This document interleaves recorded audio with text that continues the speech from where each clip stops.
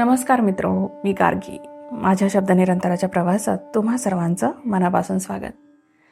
चितमपल्ली सरांनी लिहिलेल्या रानवाटा या पुस्तकाचा परिचय मी आपल्याला करून दिला होता. त्याच पुस्तकातील आज एक छानसा सुंदरसा लेख आपण सोबत अभ्यासणार आहोत. लेखाचं नाव आहे गुलाबी पिसं. सर लिहितात, बस्तरमध्ये नारायणपूरला मुख्यतः 3 मंडई जत्रा भरतात. दसऱ्याची मंडई, दिवाळीची मंडई आणि होळीची मंडई. मोर्याला या मंडईचं फार वेळ. चित्रकार आलमेलकर दसरा दिवाळीची मंडई चुकवीत नसत. मुंबईतील त्यांच्या नूतन कला मंदिराला देखील त्यावेळी सुट्टी असे. त्यामुळे त्यांना बस्तर भागामध्ये माडिया मोर्यांची रेखाटनं काढीत निवांतपणे भटकता येई. नेहमीप्रमाणे त्या वर्षीही ते बस्तरला जाण्यासाठी नागपूरला आले. इथून ते रायपूरहून नारायणपूरला जाणार होते. 1-2 दिवस माझ्याकडे थांबले. बऱ्याच गप्पा गोष्टी झाल्या. मी प्रत्येक वेळी आलमेलकरांबरोबर जाऊन नारायणपुरातील मंडई पाहण्याचं ठरवीत असे. तिथल्या माडिया मोरिया तरुण तरुणींचा साजशृंगार व घोटूल पाहण्याची, बस्तरच्या बांबूंच्या घनदाट जंगलातून भटकण्याची, आबोजमाड हे स्थळ पाहण्याची इच्छा होती. पण काहीतरी तातडीचे काम निघे आणि जाण्याचा विचार पुढे ढकलावा लागे.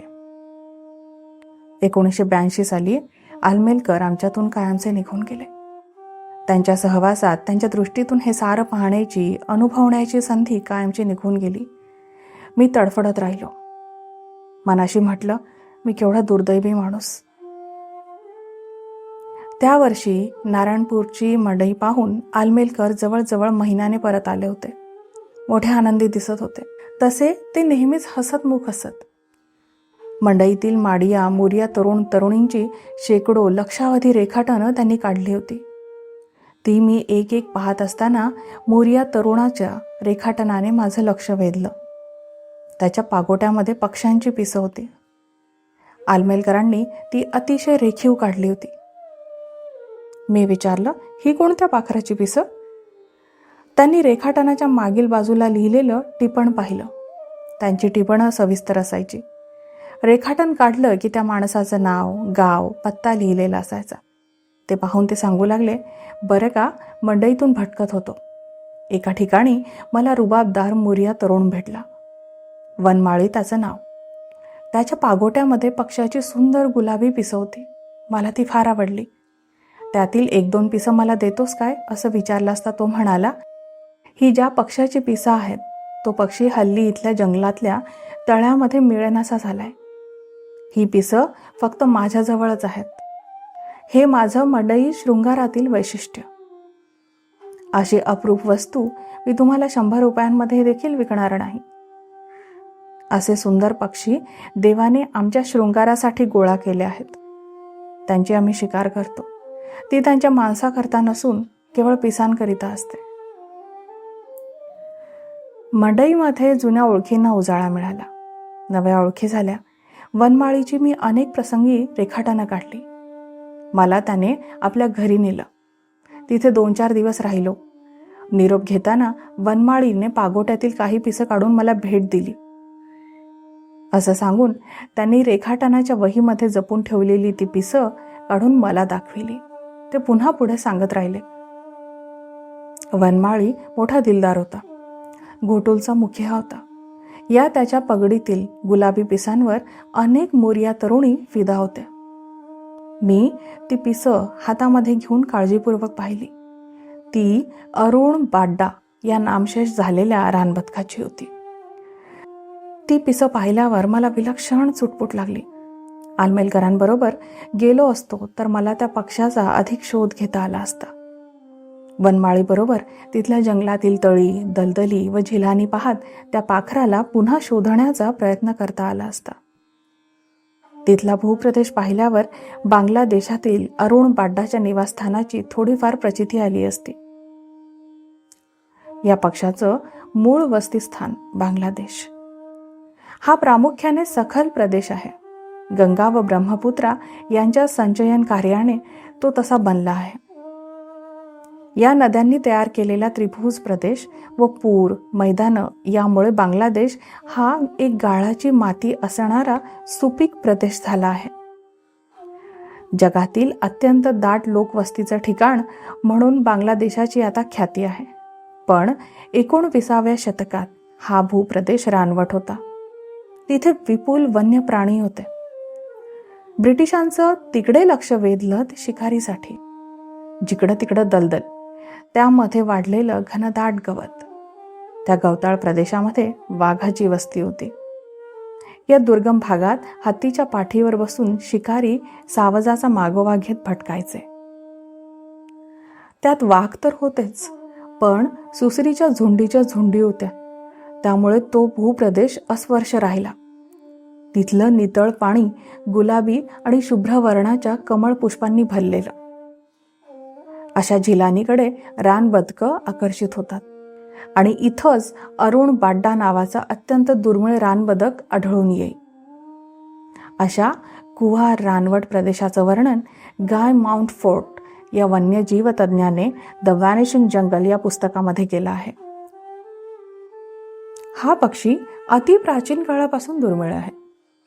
सम्राट अशोकाच्या 5व्या स्तंभ शिलालेखात नोंदविलेल्या संरक्षित पशुपक्ष्यांच्या यादीत अरुण बाड्डाचा समावेश आहे. चकचकीत गुलाबी डोकं आणि मान असणारा हा सुंदर पक्षी साऱ्या रानबदकांमध्ये उठून दिसतो.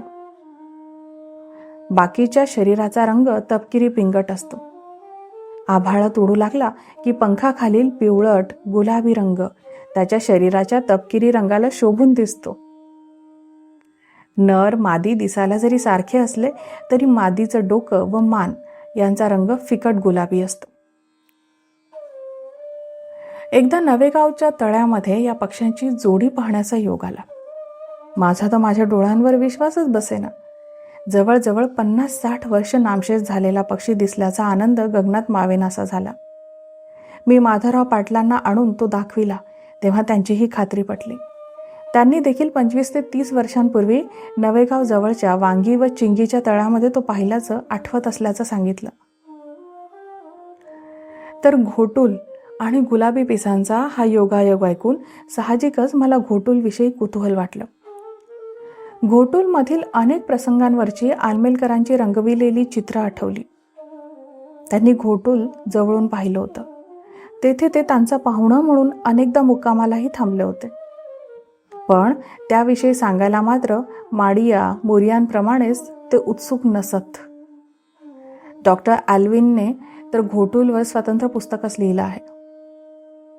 आता मात्र घोटूल फक्त नावापुरतंच राहिलं आहे.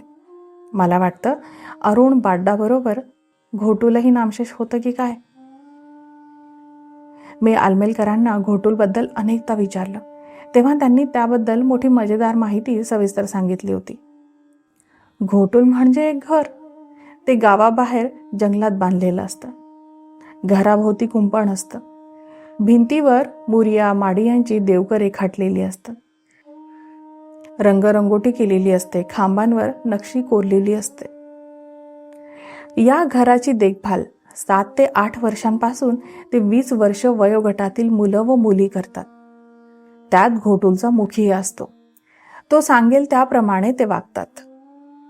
कामाची वर्गवारी केलेली असते. कामं नेमून दिलेली असतात.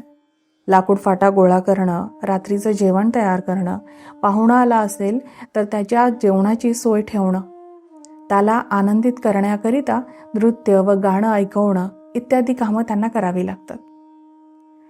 रोजच्या राहण्याच्या पद्धती बाबतीतही वर्गवारी असते. 8 ते 12 वर्षाच्या मुलामुलींचं सख्य असतं. ते एकत्रित चालतात, बोलतात, गोष्टी करतात. याच वेळी त्यांच्यामध्ये एकमेकांविषयी आकर्षण होऊन मैत्री होते. हा झाला पहिला गट. दुसरा गट 12 ते 15 वर्षांच्या मुलामुलींचा असतो.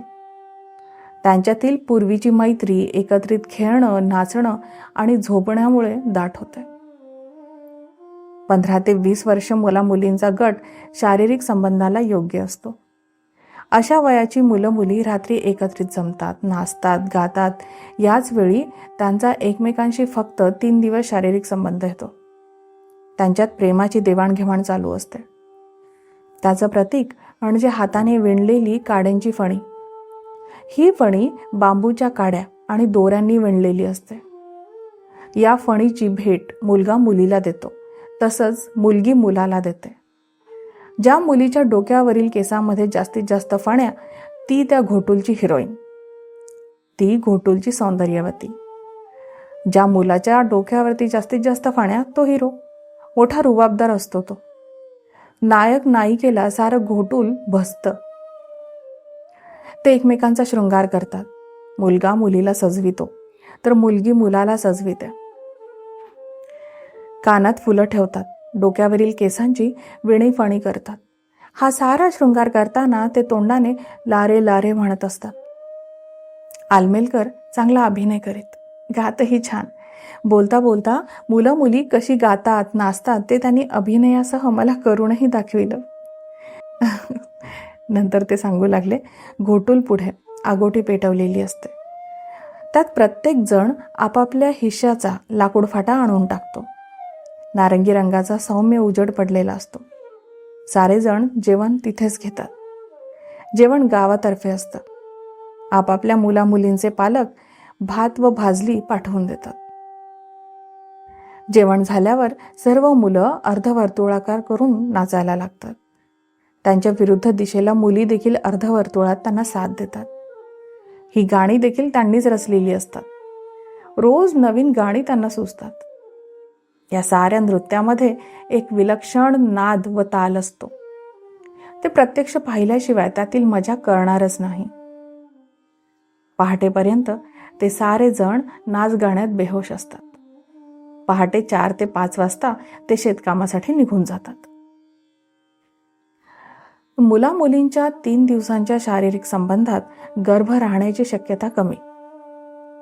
अशा संबंधातून झालेलं मूल मी न समजता मुलीचे आई बाप त्याचा सांभाळ करतात. आलमेलकर पुढे सांगू लागतात, नारायणपूर जवळ बागडोंगरी आहे. एकदा मी तिथल्या घोटुलचा पाहुणा होतो. त्यांचं नाच गाणं ऐकत होतो. हळूहळू त्या नाच गाण्यातील गती वाढू लागली. त्यांचं हसणं खिदळणं विकोपाला गेलं. तेव्हा मला कळेना की ते इतकं का हसत आहेत. मी दुभाषाला विचारलं तेव्हा तो म्हणाला, हे गाणं तुमच्यावर बांधलं आहे. अच्छा, काय म्हटलं आहे त्यात? तर त्या गीताचा अर्थ असा, आम्ही ऐकलं आहे की जंगलाच्या जनावरांना भुसा भरून मुंबईच्या अजब घरात ठेवतात. तसं एक भुसा भरलेलं जनावर आमच्यात येऊन बसलंय. नाही गात, नाही पीत, नाही नाचत, फक्त कागदावर रेघोटा मारीत असतो. भुसा भरलेल्या या जनावराला जीवन कसं जगावं हे समजलंच नाही असं वाटतं. आमच्यासारखा तो काही पिऊन, काही गाऊन, काही नाच करून, काही शृंगार करून जगला असता तर आम्हीही समजलो असतो की त्याला जीवन कसं जगावं हे कळलंय. हे गाणं ऐकून मी त्यांच्याबरोबर नाचू गाऊ लागलो तेव्हा ते सारे आनंदाने बेहोश झाले. आता त्यांना वाटलं की मी त्यांच्यातलाच आहे. एकदा घोटुलमध्ये नृत्य चालू होतं. सारा गाव ते पाहायला आलं होतं. 30-35 वर्ष वयाची अंजिरा त्या गर्दीपासून दूर उभी होती. तेव्हा मी तिला विचारलं, तू का नाचत नाहीस? त्यावर ती म्हणाली, अरे भाऊ, आता मी काय नाचणार? ज्यावेळी मी घोटुलची होते त्यावेळी खूप साज शृंगार केलाय, खूप खेळले, खूप नाचले, खूप गायले. आता माझं लगीन झालंय, 2-4 मुलांची आई झालीय. आता मी संसारी बाई. हे सारं नाच गाणं लग्नाच्या अगोदर. आलमेलकर पुढे सांगू लागले, घोटुलचा आनंद ते वयाच्या 25 वर्षांपर्यंत उपभोगतात. आपला जीवनसाथी शोधतात. अशा वेळी घोटुलची मुलगी आपल्या डोक्यातील फणी ज्याची त्याला परत करते आणि फक्त एका मुलाची फणी आपल्या डोक्यात ठेवते. ज्याची फणी ठेवते त्या मुलाचा हात धरून ती घोटुलमधून आपल्या घरी जाते. तिचे आईबाप त्यांचं स्वागत करतात आणि मग त्यांचं लग्न होतं. त्यानंतर परत घोटुलमध्ये कधीही जायचं नसतं. दुसऱ्या दिवशी आलमेलकर मुंबईला परत गेले. त्यांची अधूनमधून पत्र येत. एकदा त्यांचं सविस्तर पत्र आलं. पत्रामध्ये लिहिलं होतं, परवा माझा चित्रांचा अल्बम चाळीत असता नामशेष झालेल्या ज्या अरुण बाड्डाच्या शोधामध्ये तुम्ही आहात त्याचं चित्र मी 25 ते 30 वर्षांपूर्वी नारायणपूरला असताना रंगविलं होतं. आता त्या पक्षाचं रंगीत छायाचित्र पाहिल्यावर सारं काही आठवलं. पण मूळ पेंटिंग मात्र एका प्रदर्शनात विकलं गेलं. ते कोणी घेतलंय, कुठे असावं हे मात्र आता आठवत नाही. आलमेलकरांचं ते दुर्मिळ चित्र मिळविण्याचा प्रयत्न मी अजूनही करीत आहे. आलमेलकरांच्या व नामशेष झालेल्या तपक्षाच्या आठवणीसाठी. मित्रहो, हा सुंदर आठवणींचा लेख सर इथे संपवतात. तुम्हा सर्वांना घोटुल परंपरेविषयी माहिती असणारच ना, किमान कानावरून तरी गेलाच असेल हा शब्द. तर ही घोटुलची परंपरा ही केवळ सामाजिक संस्था नसून बस्तरच्या आदिवासी जीवन पद्धतीचा ऐतिहासिक आधार मानली जाते. बस्तरच्या घनदाट जंगलांमध्ये राहणाऱ्या मोरिया आदिवासी आणि इतर स्थानिक समुदायांमध्ये घोटुलने शेकडो वर्ष तरुण पिढीचे शिक्षण, संस्कार आणि सामाजिक एकात्मता टिकवून ठेवण्याचं काम केलं आहे. पूर्वी लिखित शिक्षणाची सोय कमी होती, त्यामुळे घोटुल हेच अनौपचारिक शाळेचे काम करत होते. जीवनाचे आवश्यक कौशल्य, लोककथा, धार्मिक श्रद्धा आणि समाजातील नियम मौखिक परंपरेतून पुढे दिले जात असत. घोटुलमध्ये निसर्गाशी जवळीक, सामूहिक जीवन आणि जबाबदारीची भावना यावरही विशेष भर दिला जात असे. आणि त्यामुळेच घोटुल एक प्रकारचे सांस्कृतिक प्रशिक्षण केंद्र म्हणून विकसित झाले. या घोटुलबद्दल बाहेरील जगामध्ये अनेक गैरसमज निर्माण झालेत. विशेषतः त्यातील तरुणींच्या सहवासामुळे त्याला चुकीच्या दृष्टीने पाहिलं गेलं. मात्र प्रत्यक्षात घोटुलची रचना आणि नियम अत्यंत शिस्तबद्ध असून समाजमान्य मर्यादांमध्येच ते कार्य करतं. आधुनिक शिक्षण व्यवस्था, कायदे आणि सामाजिक बदलांमुळे आज घोटुलची पारंपरिक भूमिका जरी कमी झाली तरीही अजूनही बस्तरच्या सांस्कृतिक ओळखीचे घोटुल हेच प्रतीक आहे. संशोधक आणि इतिहासकार घोटुलकडे आदिवासी समाजातील सामूहिक शिक्षण, लोकशाही निर्णय प्रक्रिया आणि सांस्कृतिक जतन यांचे एक अनोखे उदाहरण म्हणून पाहतात. त्यामुळे शक्य झाल्यास घोटुलवरती, या संकल्पनेवर, या संस्थेवर नक्की अभ्यास करा. कारण घोटुलवर अभ्यास करणं म्हणजे बस्तरच्या आदिवासी समाजाची संस्कृती समजावून घेणं होय. त्यांचं सामाजिक जीवनही समजून घेणं होय. मित्रहो, आजचा हा जो लेख आहे ना, तो रानवाटा या पुस्तकामध्ये आपल्याला वाचायला मिळेल. आणि हे पुस्तक शब्दनिरंतराच्या ऑनलाईन बुक स्टोअरवरती उपलब्ध आहे.